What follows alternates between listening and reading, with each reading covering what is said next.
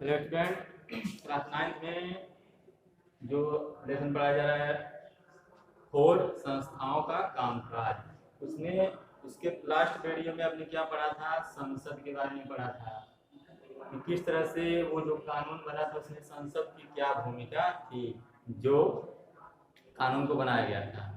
आज आज जो हम पढ़ेंगे, जो इस चैप्टर का लास्ट पॉइंट के बारे में पढ़ना है, जिसमें प्रधानमंत्री है, राष्ट्रपति है और न्यायपालिका। तो हम आज इस वीडियो में प्रधानमंत्री, राष्ट्रपति और न्यायपालिकाओं के बारे में पढ़ेंगे कि उनके क्या क्या अधिकार होते हैं। तो शुरू करते हैं प्रधानमंत्री और मंत्री परिषद से। तो देखिए, जो प्रधानमंत्री होता है वो देश का सबसे महत्वपूर्ण राजनीतिक यानी कि संस्था है। जो प्रधानमंत्री है वो देश का सबसे महत्वपूर्ण राजनीतिक संस्था है। लेकिन इसके बावजूद जो प्रधानमंत्री का चुनाव होता है, यानी कि जो प्रधानमंत्री को चुना जाता है, वह प्रत्यक्ष रूप से नहीं चुना जाता है। प्रधानमंत्री का जो चुनाव होता है वह प्रत्यक्ष रूप से नहीं होता है। प्रधानमंत्री को राष्ट्रपति क्या करता है? नियुक्त करता है।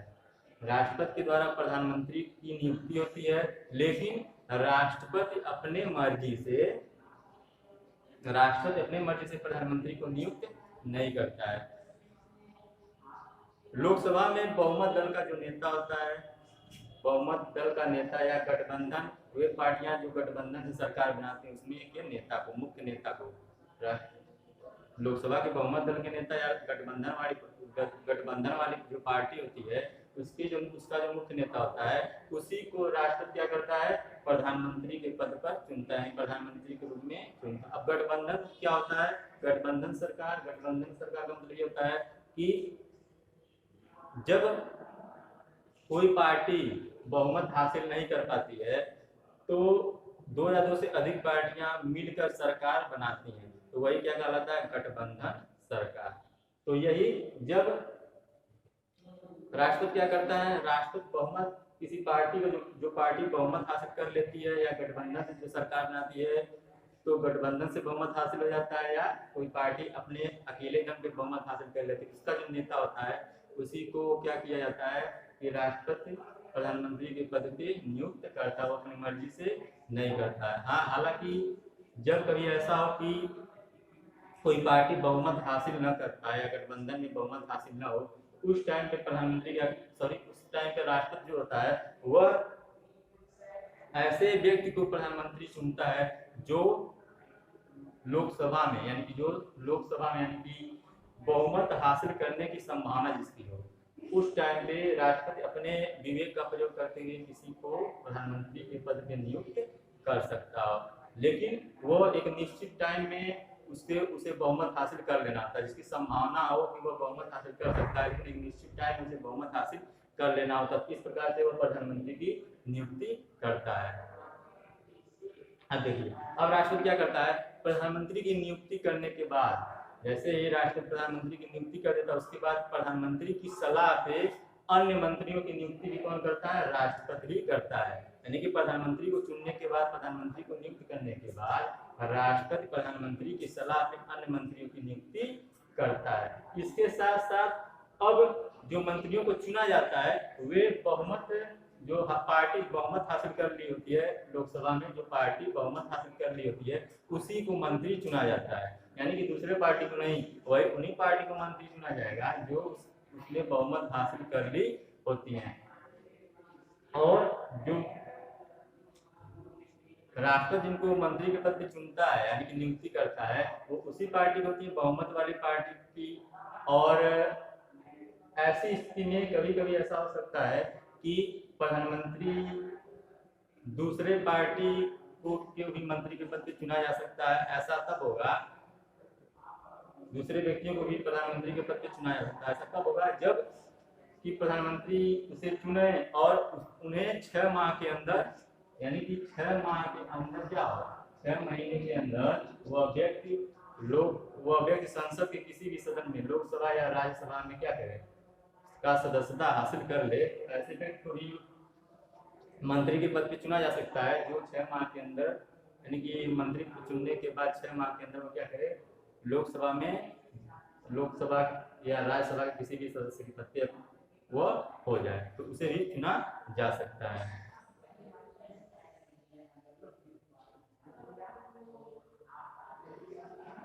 अब अगला है मंत्री परिषद। मंत्री परिषद क्या होता है?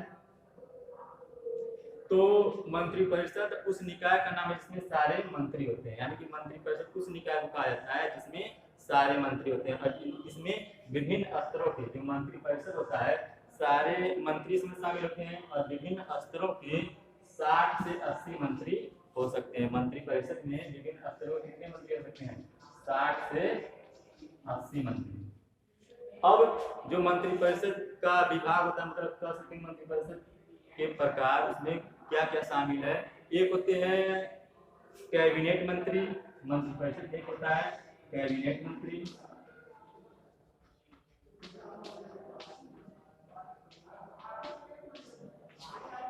इनके पास ये प्रमुख जो प्रभार होता है वह इनके पास होता है। कैबिनेट मंत्री के पास ये सत्ताधारी पार्टी के होते हैं, वरिष्ठ नेता होते हैं। कैबिनेट मंत्री सत्ताधारी पार्टी के वरिष्ठ नेता होते हैं और इसके साथ साथ ये इनके पास जो मंत्रालय होता है वो प्रमुख मंत्रालय होता है। जो मुख्य मंत्रालय होते हैं वो कैबिनेट मंत्री के पास होते हैं और ये मंत्री परिषद में, मंत्री परिषद के नाम पे ये फैसले करते हैं। कैबिनेट में कैबिनेट मंत्री मंत्री परिषद के नाम पे फैसले करते हैं और इनकी संख्या कितनी होती है? लगभग 25 के आसपास। कैबिनेट मंत्रियों की संख्या कितनी है? लगभग 25 के आसपास हो सकती है। दूसरा जो होते हैं मंत्री परिषद में, जो दूसरा होता है वो स्वतंत्र प्रभार के मंत्री, स्वतंत्र प्रभार के मंत्री, सभी स्वतंत्र प्रभार राज्य मंत्री, स्वतंत्र प्रभार के राज्य मंत्री।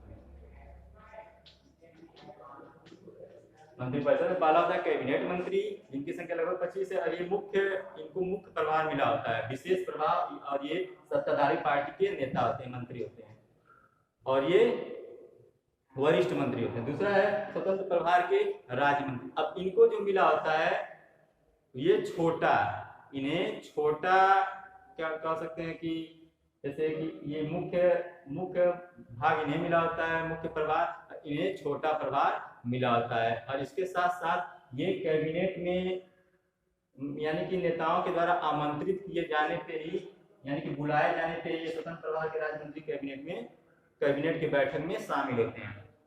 ये मुख्य होते हैं, इनको मुख्य प्रभार मिला होता है, विशेष प्रभार मिला होता है, इनको छोटे प्रभार मिला होता है और ये बैठकों में शामिल तभी होते हैं, कैबिनेट की बैठकों में शामिल तभी होंगे जब इन्हें आमंत्रित किया जाता है। तीसरा क्या होता है? राज्य मंत्री। ये सब इसके हिस्से हैं, मंत्री परिषद ये सब क्या है? हिस्से हैं। ये जो राज्य मंत्री होते हैं अपने कैबिनेट मंत्री से संबंधित होते हैं, यानी कि जो कैबिनेट मंत्री हैं उससे ये संबंधित होते हैं और उन्हीं के काम में ये क्या करते हैं? सहयोग करते हैं। इनका काम क्या होता है कि कैबिनेट मंत्रियों से ये जुड़े होते हैं, उनकी सहायता ये लोग करते हैं। तो ये था कैबिनेट मंत्री परिषद और उनके भाग। अब आगे है, देखिए चूंकि सारे मंत्री एक साथ मिलकर व्यवहारिक रूप से चर्चा नहीं करते क्योंकि इनकी संख्या ज्यादा है, कैबिनेट मंत्री है, स्वतंत्र प्रभार के राज्य मंत्री है, राज्य मंत्री, तो सभी मंत्री एक साथ बैठकर फैसला नहीं कर सकते हैं, चर्चा नहीं कर सकते हैं। इसलिए अधिकांश फैसले कहाँ पे किए जाते हैं? इसलिए अधिकांश जो फैसले होते हैं वह लोग अधिकांश फैसले कैबिनेट में ही किए जाते हैं। यानी कि ये जो अधिकांश फैसले किए जाते हैं, क्योंकि एक साथ ये बैठ कर बात कर नहीं सकते, चर्चा नहीं कर सकते, तो अधिकांश फैसले कैबिनेट में ही किए जाते हैं। और इसी कारण बहुत सारे अधिकांश जो लोकतंत्र के बहुत सारे देश हैं उन्हें कैबिनेट का रूप कहा जाता है। यानी कि जो लोकतंत्र के देश हैं उन्हें क्या कहा जाता है? कैबिनेट का रूप कहा जाता है। तो क्योंकि अब ये जो मंत्री होते हैं वे हर फैसलों में शामिल तो नहीं होते हैं, लेकिन जो भी सरकार फैसला करती है ये एक टीम के रूप में काम करते हैं। ये क्या करते हैं? एक टीम के रूप में काम करते हैं। जो भी सरकार का फैसला होता है उनमें इन सभी का योगदान होता है। यानी कि ये उस फैसले को मानने, इनको वो फैसला मानना होता है। कोई भी मंत्री, अब जैसे इसमें बहुत सारे विभाग हैं, तो कोई भी विभाग का फैसला किया जा सकता है, तो हर विभाग के मंत्रियों को उन सरकार के उस फैसले को मानना होता है। यानी कि कोई भी सरकार के उस फैसले की आलोचना नहीं करता है। क्यों? क्योंकि ये सभी लोग एक साथ मिलकर काम करते हैं। और अगर प्रधानमंत्री अगर इस्तीफा देता है तो इन सभी मंत्री पूरा मंत्रिमंडल क्या करता है, पूरा मंत्रिमंडल ही मतलब पूरे मंत्रिमंडल को इस्तीफा देना होता है, तो वो ये सभी प्रधानमंत्री से जुड़े हुए होते हैं। तो ये था प्रधानमंत्री से संबंधित और मंत्री पद। अब है प्रधानमंत्री का जो अधिकार होता है, प्रधानमंत्री का क्या अधिकार होता है।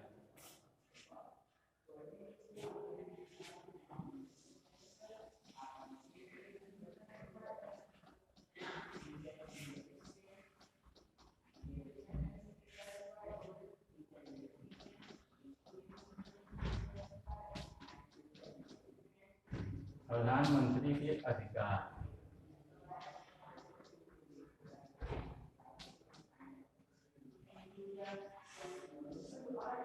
देखिए संविधान में प्रधानमंत्री और मंत्रियों के अधिकारों और उनके संबंधों के बारे में ज्यादा कुछ नहीं लिखा गया है।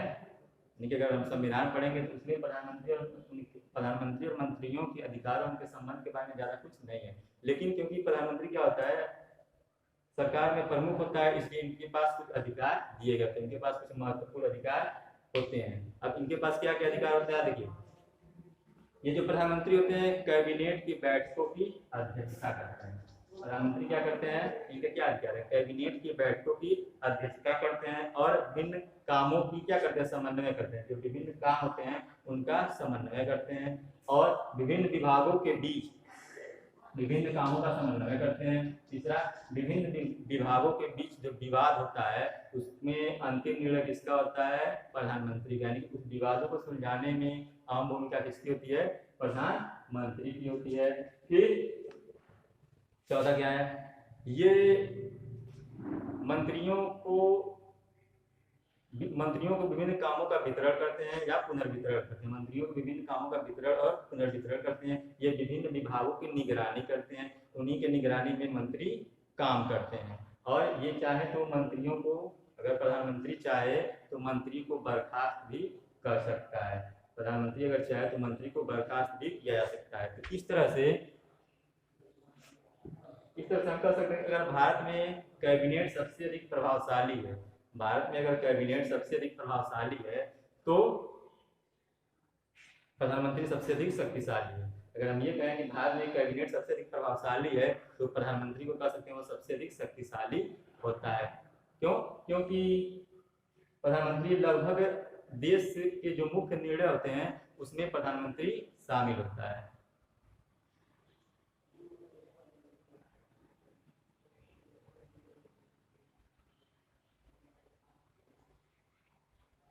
देखिए दुनिया में इस समय दुनिया के विभिन्न लोकतंत्रों में कुछ हाल के वर्षों में ऐसा हुआ है कि प्रधानमंत्री की शक्तियां काफी तेजी से बढ़ी हैं।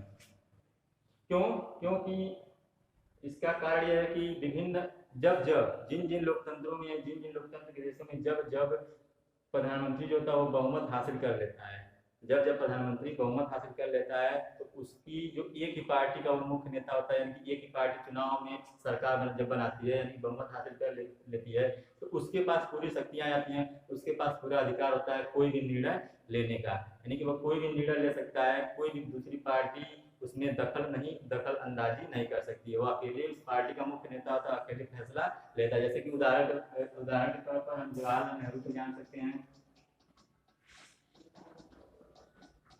उस टाइम में जवाहरलाल नेहरू अपने काफी अधिक अधिकारों का उपयोग करते थे। जब वे प्रधानमंत्री बने थे तो काफी ज्यादा मात्रा में अपने अधिकारों का प्रयोग करते थे। क्यों, क्योंकि उनकी सरकार अकेले पार्टी से उस सरकार बनाई थी कांग्रेस की, उसमें कोई दूसरी पार्टी शामिल नहीं थी। इन्होंने अधिकतर अपने अधिकारों का प्रयोग किया। और क्यों, दूसरा कार्य ये भी हो सकता है कि जनता इनमें विश्वास करती थी। उस टाइम पे जनता इनमें विश्वास करती थी और इनका जो व्यक्तित्व था वो काफी प्रभावशाली था। तो कोई भी जब भी किसी प्रधानमंत्री की जो शक्ति ज्यादा बढ़ती है, वो अपने अधिकारों का ज्यादा प्रयोग करता है, तो उसका मतलब ये होता है कि उसमें जनता का विश्वास होता है, यानी कि जनता उनमें विश्वास करती है और जनता में उनका जो व्यक्तित्व होता है वो काफी प्रभावशाली होता है। उस टाइम पे जवाहरलाल नेहरू का था। बाद में हम ये कह सकते हैं कि इंदिरा गांधी भी इसी टाइप की थी। उन्होंने काफी अधिक मात्रा में अपनी शक्ति का प्रयोग किया था।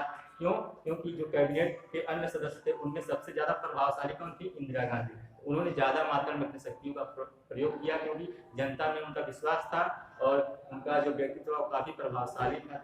ये जवाहरलाल नेहरू और इंदिरा गांधी इसके मुख्य उदाहरण है। लेकिन बाद के कुछ वर्षों में जब से गठबंधन सरकार आया है, ये कह सकते हैं गठबंधन सरकार के आने के बाद, गठबंधन सरकार का मतलब क्या होता है, मैंने क्या बताया कि दो या दो से अधिक पार्टियां जब मिलकर आपस में सरकार बनाती है तो वही गठबंधन सरकार कहलाता है। तो गठबंधन सरकार के आने के बाद प्रधानमंत्री की शक्तियों में कुछ क्या सकते हैं कि कुछ सीमित हुआ है। प्रधानमंत्री की जो शक्ति है वो थोड़ा बहुत घटा है। इसका कारण क्या है? इसका कारण यह है कि गठबंधन सरकार में कई पार्टियां शामिल होती हैं, सरकार में कई पार्टियां शामिल होती हैं, तो अकेले कोई प्रधानमंत्री अकेले फैसला नहीं कर सकता है, क्योंकि वह उसे अन्य पार्टियों के जो सदस्य होते हैं उनकी बातों को भी मानना होता है। यानी कि जिससे दो या तीन पार्टी हैं, अकेले प्रधानमंत्री अगर किसी एक पार्टी का वो फैसला लेता है तो दूसरी पार्टी या तीसरी पार्टी के जो सदस्य हैं वो भी उस फैसले में अगर शामिल नहीं होंगे तो वो उस फैसले का क्या करेंगे? विरोध करेंगे। तो ऐसे में प्रधानमंत्री अकेले फैसला नहीं ले सकता, उनकी बातों को मानना होता है। अगर वो नहीं बात मानेगा तो वो जो अन्य पार्टी के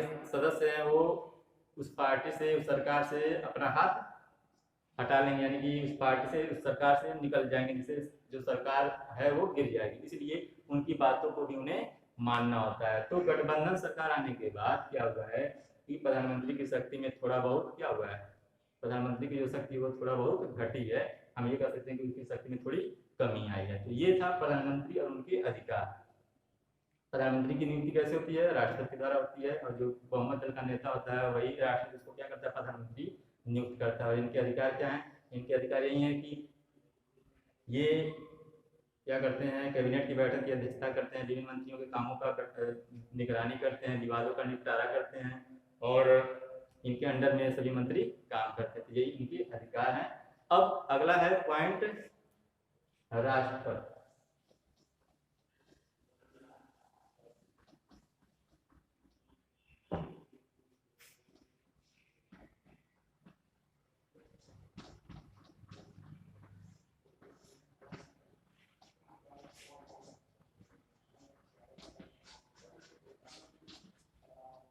राष्ट्रपति प्रेसिडेंट।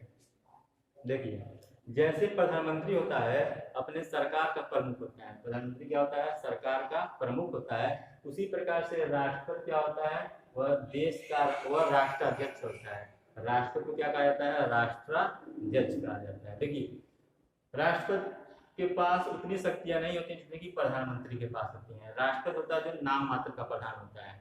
यह इसकी शक्ति उसी प्रकार की, इसको वही अधिकार दिए गए हैं, भारत का जो राष्ट्रपति इसको वही अधिकार दिए गए हैं जो जैसा ब्रिटेन की महारानी को है।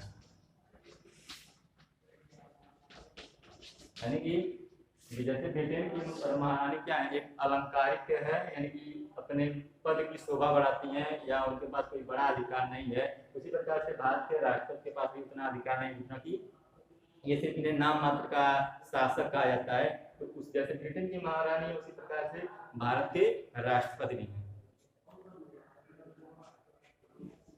देखिए, अब जो राष्ट्रपति होते हैं वो क्या करते हैं? राष्ट्रपति का काम क्या होता है? राष्ट्रपति करते हैं प्रधानमंत्री की नियुक्ति, और प्रधानमंत्री के साथ साथ अन्य प्रधानमंत्री के बाद अन्य मंत्रियों की नियुक्ति करते हैं। और प्रधानमंत्री की नियुक्ति अपने मर्जी से नहीं करते हैं, बल्कि जो बहुमत दल का नेता होता है उन्हीं को वही प्रधानमंत्री के पद पे नियुक्त करते हैं। और कभी कभी जब पार्टी बहुमत हासिल नहीं कर पाती है तो अपने विवेक से ऐसे व्यक्ति को प्रधानमंत्री के पद पर नियुक्त करते हैं जो जिसके संभावना होती है कि वो बहुमत हासिल कर पाए। तो इस तरह से ये इनका काम होता है। अब प्रधानमंत्री की जो नियुक्ति होती है, इनकी नियुक्ति कैसे होती है? सॉरी, राष्ट्रपति की नियुक्ति कैसे होती है? राष्ट्रपति की नियुक्ति में संसद, राष्ट्रपति की नियुक्ति में किसका किसका योगदान होता है? संसद और राज्य की विधानसभाओं का।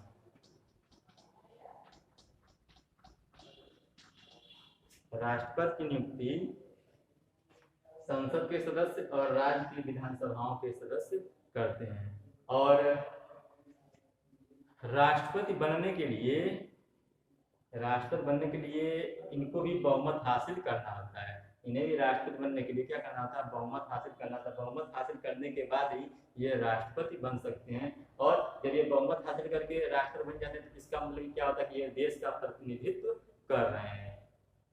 यानी कि बहुमत हासिल करने के बाद ये क्या कर रहे हैं? देश का प्रतिनिधित्व कर रहे हैं। और लेकिन फिर भी ये उस तरह से प्रतिनिधित्व नहीं कर रहे होते हैं जैसे कि प्रधानमंत्री, क्योंकि प्रधानमंत्री जो बनता है तो पूरा उनके साथ जनादेश होता है, जबकि इनके साथ ऐसा नहीं होता, क्योंकि इनको कौन चुनते हैं?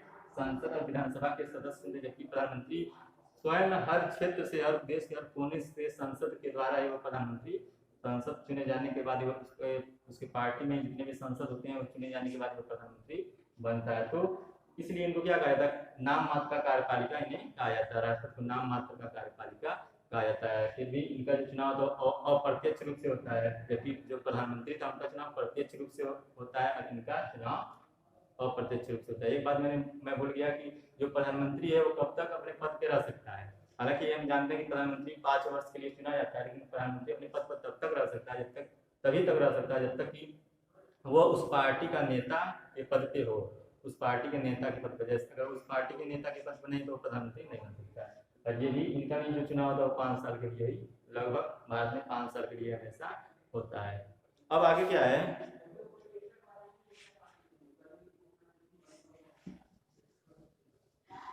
देखिए अब इनके अधिकार क्या है। इनके अधिकारों के बारे में अगर हम पढ़ेंगे, बुक में पढ़ेंगे, अगर हम संविधान को गौर से देखें इनके अधिकारों के बारे में जल्दी से अगर देखें तो हम सोचेंगे कि ये कौन सा काम है जो राष्ट्रपति नहीं करता है। राष्ट्रपति तो हर काम करता है। इनके बारे में अगर हम संविधान में पढ़े या बुक में पढ़े, देखिए राष्ट्रपति क्या करता है, राष्ट्रपति हर काम करता है। अगर कोई भी नियम बनता है तो राष्ट्रपति के हस्ताक्षर के बाद ही वो नियम बनता है। राष्ट्रपति विभिन्न बड़े पदों की नियुक्ति करता है, प्रधानमंत्री की नियुक्ति करता है, अन्य मंत्रियों की नियुक्ति करता है। सर्वोच्च न्यायालय के मुख्य न्यायाधीश, उच्चतम न्यायालय के न्यायाधीशों, सर्वोच्च न्यायालय के न्यायाधीशों, यहाँ तक कि राज्यपाल की भी नियुक्ति यही करता है। यहाँ तक कि जो दूसरे देशों में राजदूत होते हैं उनकी भी नियुक्ति राष्ट्रपति करता है। चुनाव आयुक्तों की भी नियुक्ति राष्ट्रपति करता है। अंतर्राष्ट्रीय जो संधियां होती हैं वो भी उसमें भी इनकी भूमिका होती है, इन्हीं के हस्ताक्षर के बाद संधियां लागू होती हैं। तो ये हर काम करते हैं। ऐसा लगता है उसको पढ़ने से इनका तो काम, हर काम यही करते हैं। सबकी नियुक्तियां, बड़े बड़े पदों की नियुक्तियां तो राष्ट्रपति कर रहा है। तो लेकिन बात यह है कि जो राष्ट्रपति ये नियुक्तियां करता है मंत्रिपरिषद के, यानी कि मंत्रिपरिषद के सलाह पर राष्ट्रपति भी ये नियुक्तियां करता है।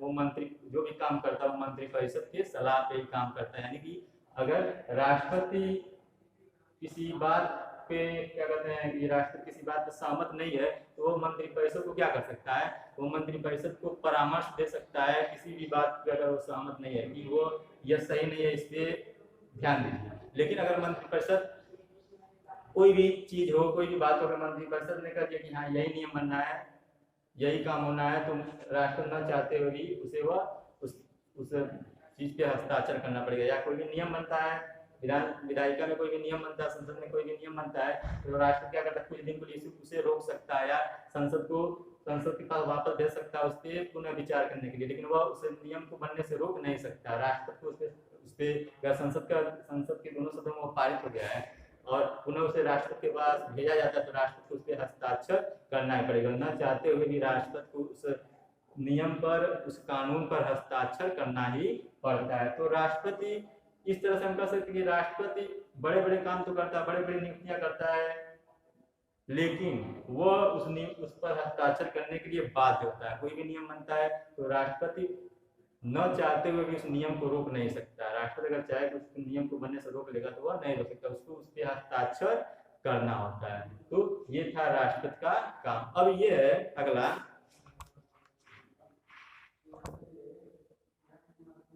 देखिए ये था राष्ट्रपति काम। इसका मतलब हम क्या कर रहे हैं, इसका मतलब अगर अब हम सोचें कि राष्ट्रपति तो काम तो बहुत सारा कर रहा है लेकिन वह सभी काम को करने के लिए बाध्य है।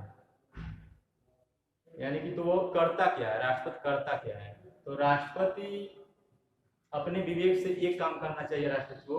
वो एक काम करता है कि जैसे प्रधानमंत्री जो बहुमत दल का नेता है उसको प्रधानमंत्री चुन लिया और अन्य मंत्रियों को मंत्री के पद पर नियुक्त कर दिया। लेकिन अगर कभी कभी बहुमत हासिल जब नहीं हो पाता है या गठबंधन में भी बहुमत हासिल नहीं हो पाता है तो उस समय राष्ट्रपति अपने दिमाग का प्रयोग करता है, अपने विवेक का प्रयोग करता है कि वह ऐसे व्यक्ति को प्रधानमंत्री के पद पर नियुक्त करता है जो उसके नजर में बहुमत हासिल कर सकता हो या बहुमत हासिल करने की संभावना हो। हालांकि उसे एक निश्चित टाइम के अंदर उसे उसके अपने काम को, यानी कि उस बहुमत को हासिल कर लेना था। तो राष्ट्रपति यही एक काम अपने हिसाब से करता है कि अपने विवेक से अगर बहुमत हासिल नहीं कर पा रहा है कोई नेता तो वह या कोई पार्टी, तो वह उनमें से किसी एक को, जिसे उसे लगता है कि वह बहुमत हासिल कर लेगा, संभावना है, तो उसको वह प्रधानमंत्री के पद पे नियुक्त कर देता है। तो ये था राष्ट्रपति का काम।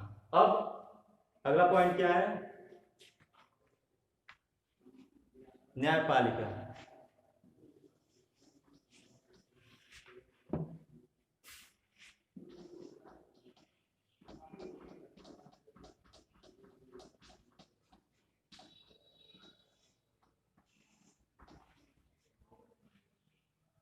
इस चैप्टर के पहले वीडियो में क्या पढ़े थे? देखिए, पहले न्यायपालिका किसे कहते हैं। वह राजनैतिक संस्था जो जिसके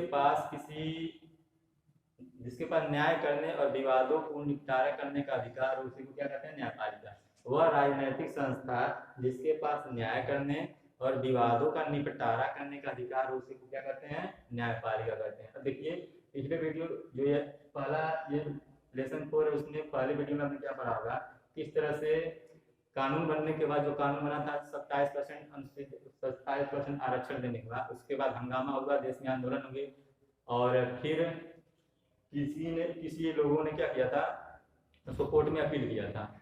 उस विवादों का निपटारा किसके द्वारा किया गया था? न्यायपालिका के द्वारा। सर्वोच्च न्यायालय के द्वारा, जो न्यायपालिका के अंदर में आता है, न्यायपालिका के द्वारा उस विवादों का निपटारा किया गया है। तो अगर कल्पना कीजिए, अगर कुछ परिस्थितियां ऐसी होती हैं जिनमें पहला क्या है कि अगर देश में सर्वोच्च न्यायालय न होता, यानी कि देश में न्यायपालिका न होता, तो क्या होता है?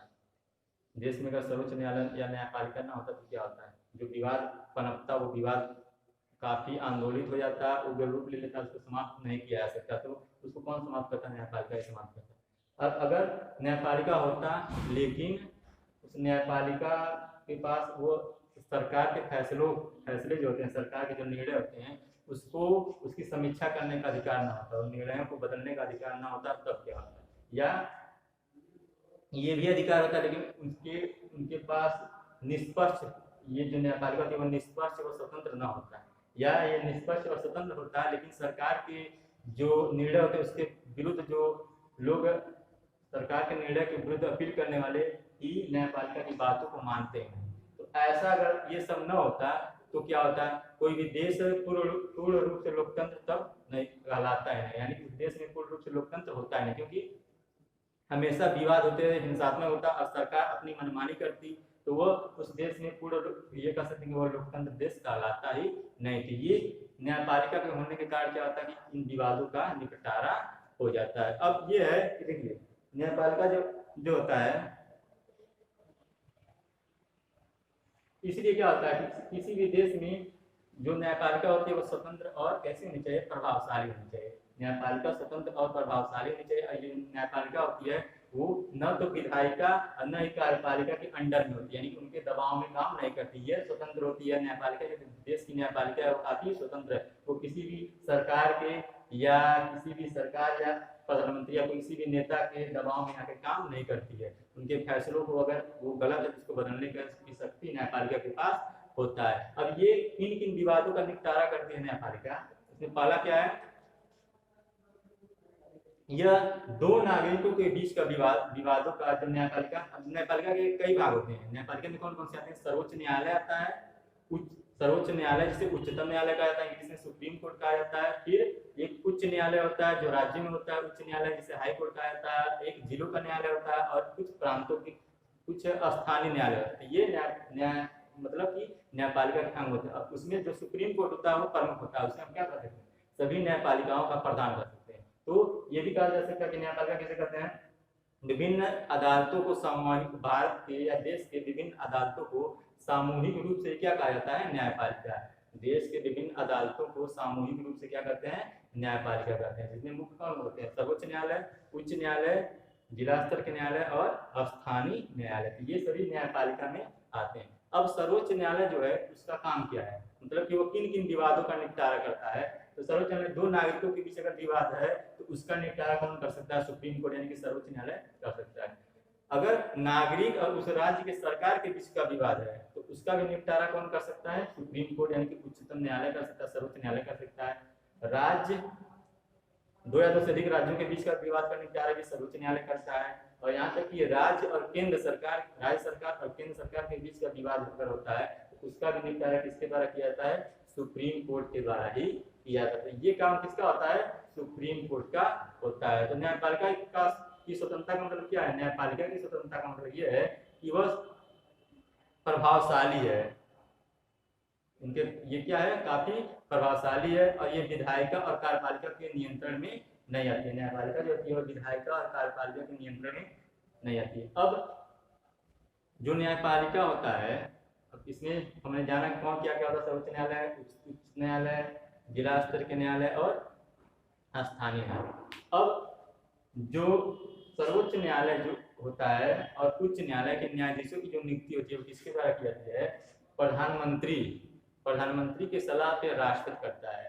उच्चतम न्यायालय, सर्वोच्च न्यायालय और उच्च न्यायालय के न्यायाधीशों की नियुक्ति कौन करता है? प्रधानमंत्री के सलाह पर, प्रधानमंत्री के सलाह और उच्चतम न्यायालय के जो मुख्य न्यायाधीश होते हैं उसके मशवरे पे कौन करता है? राष्ट्रपति करता है। प्रधानमंत्री के सलाह पे तो उच्चतम न्यायालय के मुख्य न्यायाधीश की नियुक्ति करता ही है, इसके साथ साथ वह उच्च न्यायालय और उच्चतम न्यायालय के जो अन्य न्यायाधीश होते हैं उसकी भी नियुक्ति राष्ट्रपति करता है। किसके सलाह पे? प्रधानमंत्री के सलाह पे। और सर्वोच्च न्यायालय के जो मुख्य न्यायाधीश होता है उसके मशवरे पे राष्ट्रपति करता है। यानी कि राष्ट्रपति सबका सभी न्यायालयों के, सर्वोच्च न्यायालय और उच्च न्यायालय के न्यायाधीशों की नियुक्ति करता है। अब यह है कि जो सर्वोच्च न्यायालय का वरिष्ठ जो न्यायाधीश होता है, सर्वोच्च न्यायालय का जिसे हम सुप्रीम कोर्ट कहते हैं, उसका जो वरिष्ठ न्यायाधीश होता है वो उसी को क्या चुना जाता है? सर्वोच्च न्यायालय का मुख्य न्यायाधीश चुना जाता है। सर्वोच्च न्यायालय का मुख्य न्यायाधीश किसे चुना जाता है? जो सर्वोच्च न्यायालय के न्यायाधीशों में सबसे वरिष्ठ होता है उसी को मुख्य न्यायाधीश चुना जाता है। कौन चुनता है? कौन नियुक्ति करता है? राष्ट्रपति उनकी नियुक्ति करता है। अब ये देखिए, एक बार जब सर्वोच्च न्यायालय या उच्च न्यायालय का न्यायाधीश बन गया, कोई भी न्यायाधीश सर्वोच्च न्यायालय या उच्च न्यायालय का न्यायाधीश बन गया तो उसको हटाना बहुत ही मुश्किल है, यानी कि असंभव की तरह है। क्यों? क्योंकि उसको हटाना उसी प्रकार से जैसे कि राष्ट्रपति को उनके पद से हटाया जाता है। जो मुश्किल राष्ट्रपति को उनके पद से हटाने के लिए होता है वही मुश्किलों का सामना सर्वोच्च न्यायालय या उच्च न्यायालय के न्यायाधीशों को भी हटाने में होता है। मतलब ये आज तक ऐसा भारतीय इतिहास में आज तक ऐसा नहीं हुआ। अगर इन न्यायाधीशों को उनके पद से हटाना तो क्या कर सकते हैं? जो संसद के दोनों सदन हैं, लोकसभा और राज्यसभा, लोकसभा राज्यसभा, अगर न्यायाधीशों को उनके पद से हटाना है तो लोकसभा और राज्यसभा दोनों में से 2/3 बहुमत क्या होना चाहिए? 2/3 बहुमत से अविश्वास प्रस्ताव के द्वारा ही लोकसभा और राज्यसभा दोनों सदनों में 2/3 बहुमत, 2/3 बहुमत, यानी कि दोनों सदनों में 2/3 बहुमत से अविश्वास प्रस्ताव लाकर इन्हें इनके पद से हटाया जा सकता है। यानी कि न्यायाधीशों को उनके पद से हटाने के लिए अविश्वास प्रस्ताव पास कराया जाता है संसद के दोनों सदनों में 2/3 बहुमत के द्वारा इन्हें उनके पद से हटाया जा सकता है। इसके अलावा जो ये उच्च न्यायालय और सर्वोच्च न्यायालय होते हैं क्या करते हैं? संविधान की व्याख्या करते हैं। यानी कि अगर सरकार कोई नियम बनाती है, विधायिका कोई नियम बनाती है, सरकार कोई फैसला लेती है और वो संविधान के विरुद्ध है तो क्या करती है? ये सर्वोच्च न्यायालय या उच्च न्यायालय उनको क्या कर सकती है? उस फैसले को या उस नियम को रोक सकती है, अमान्य घोषित कर सकती है। ये काम होता है सर्वोच्च न्यायालय और उच्च न्यायालय का। ये क्या करते हैं? संविधान की व्याख्या करते हैं। इसके अलावा सर्वोच्च न्यायालय को नागरिकों को जो मूल अधिकार दिए गए हैं वो उसकी भी रक्षा कौन करता है? सर्वोच्च न्यायालय। यानी कि अगर नागरिकों को जो 6 मूल अधिकार दिए गए उसका किसी प्रकार से भी हनन होता है या वो राज्य सरकार कर रही है या कोई विशिष्ट व्यक्ति कर रहा है तो उसके विरुद्ध वह उच्च न्यायालय में या सर्वोच्च न्यायालय में अपील कर सकता है। तो ये भी काम किसका होता है?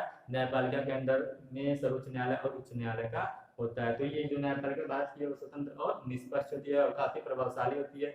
ये जितने भी लोकतंत्र हैं लगभग अधिकांश लोकतंत्र देश में ऐसा ही होता है। ये किसी भी सरकार के दबाव में आकर काम नहीं करते। ये था न्यायपालिका। आई होप आपको ये राष्ट्रपति, न्यायपालिका और प्रधानमंत्री के बारे में समझ में आया होगा। तो आज के लिए इतना ही, धन्यवाद। होमवर्क जो दिया जाता है उसका आंसर आप भेजते रहिए और जितना भी क्वेश्चन दिया जाता है उसको याद करते रहिए। तो आज इतना ही, धन्यवाद।